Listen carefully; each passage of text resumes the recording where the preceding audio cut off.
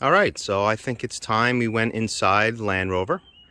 Let's take a look at some of the radio equipment, and it'll make more sense how we're setting up this VIC-3 system. Let's see if we can do this all in one take. All right, here we go. Jump in.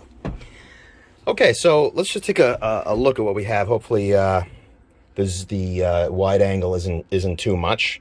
Hopefully, you can see everything.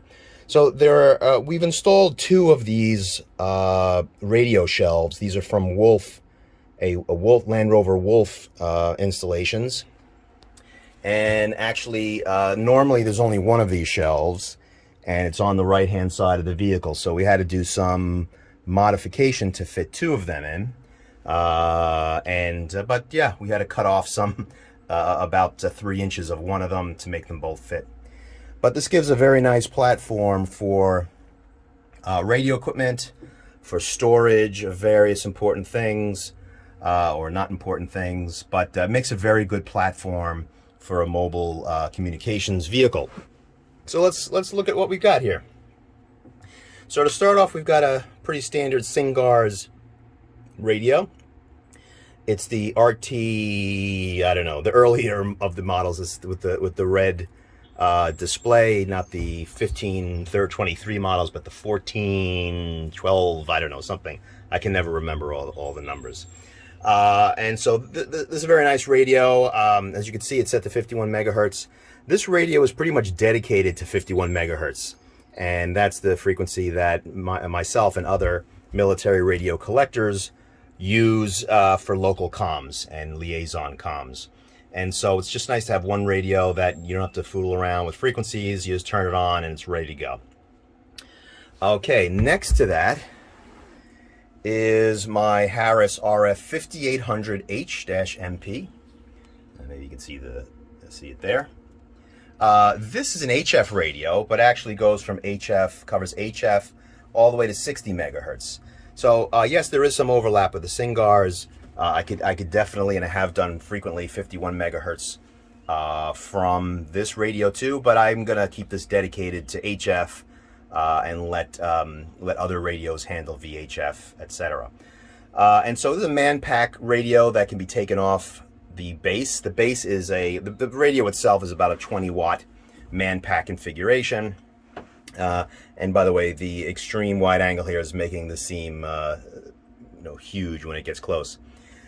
Down here is a 150-watt amplifier, PA amplifier, with a nice speaker, an audio speaker.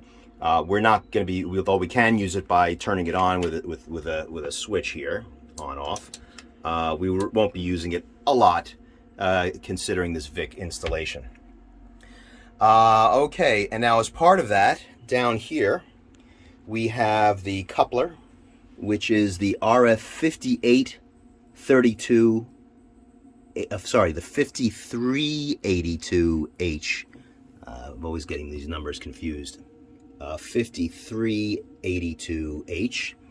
It is a 150 watt automatic coupler. It's extremely fast, designed to be used with ALE installations. And the input is coax and a control cable, and the output, I don't know if you can see it here, is a high voltage output that then goes to an AT 1011, which I'll have to show at a separate time. And so that's how we get antenna coupling. In the middle here is a power control panel. It controls both DC 28 volts to the various radios, allows me to power the radios and charge. This selects charging, and I'll go into that in detail. And we also have an AC system. Right now, we only have shore power, but I'm installing an inverter as well, which will switch to the inverter. And then here, you can see we've got some AC outlets. I found these nifty, industrial with caps AC outlets on eBay and incorporated them into my design.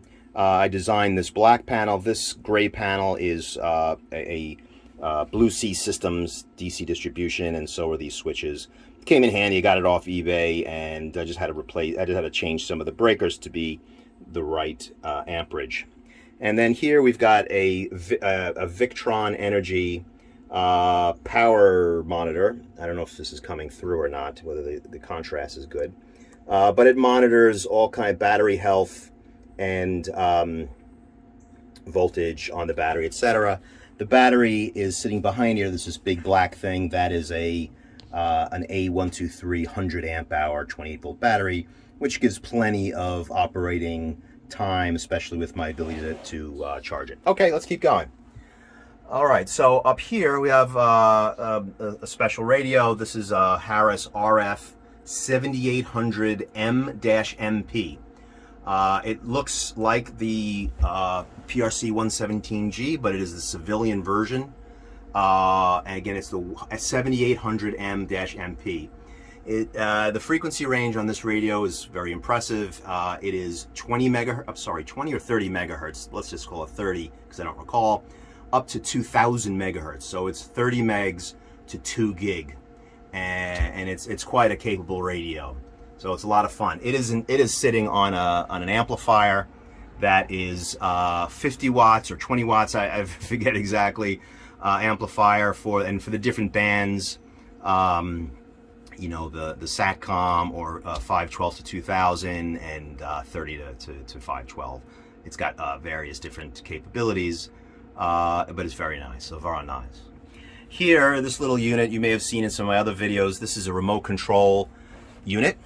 And by swapping this cable, right now it's connected to my HF radio, but by swapping this cable, I could plug it into this unit, and then over this pair, if you can see these connectors here, over just a simple pair of wires and to another unit that I have, you can completely control either radio, and both in frequency and audio and push to talk, everything. It's all completely remotable.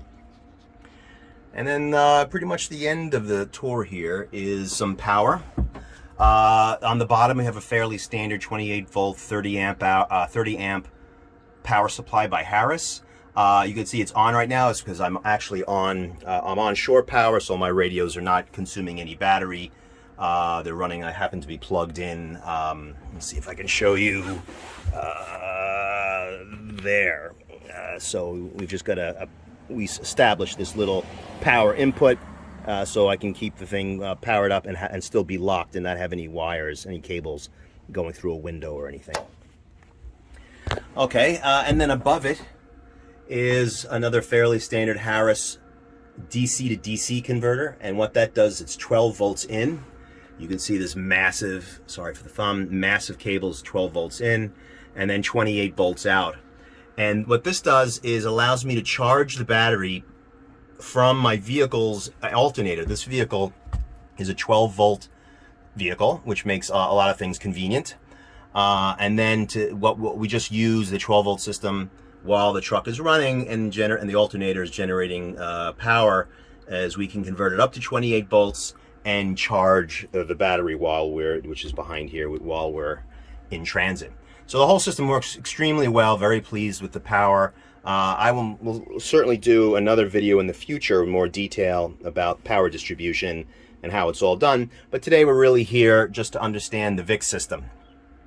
And as I mentioned earlier in the classroom portion of this video, because we have 3 radios here, and I'll mention that a 4th is likely to go on the shelf. I'm considering either a Sun Air that I have or maybe a Roden Schwartz radio. I'd like to have a second HF radio just for convenience, you know, for operating. Sometimes it's nice to be monitoring on one band and playing and looking for traffic on another band. So I'll probably have a second radio here. So because I have 4 radios planned, we need these RIT terminals. This is the radio interface terminals. On the right side you can see the highway cable coming in. On the left side it's going out, and on the bottom is where you connect the radios. This particular one is the D and E terminal, of which the E is connected. This is the E and F, and the F is connected right now to my HF radio. And then the highway cable that was leaving that one enters this one, and you can see on there are two radios connected on the bottom. On the left is the Sincgars, on the right is the Harris 7800M. And so let's go up to the front of the vehicle and let's see how it all looks there.